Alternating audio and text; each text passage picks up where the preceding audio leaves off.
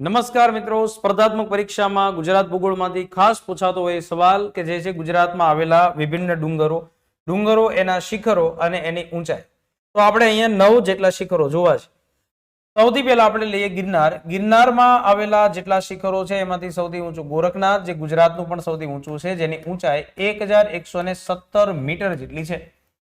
એનાથી આગળ જો ગીરની ટેકરીઓની વાત કરો, જે અમરેલી ગીર સોમનાથ જિલ્લામાં છે, એનું સૌથી ઊંચું સરકલા નામનું શિખર છે, જે 643 મીટરની ઊંચાઈ ધરાવે છે.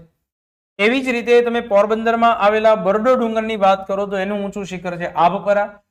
એની ઊંચાઈ 637 મીટર જેટલી જોવા મળે છે.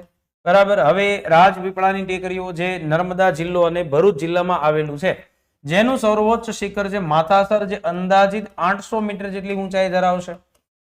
માંડવની શ્રેણી જે સૌરાષ્ટ્રમાં આવેલી છે, જેનું સૌથી ઊંચું શિખર ચોટીલા સુરેન્દ્રનગર જિલ્લામાં છે, જે 340 મીટરની ઊંચાઈ ધરાવશે.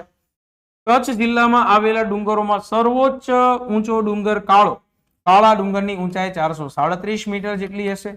એનાથી આગળ જોઈ લઈએ અરવલ્લી શ્રેણી, જે ગુજરાતમાં ફેલાયેલી છે, એ ગુજરાતના શિખરમાં સૌથી ઊંચું છે જેશ્વર, જે 1090 મીટર જેટલી ઊંચાઈ ધરાવે છે.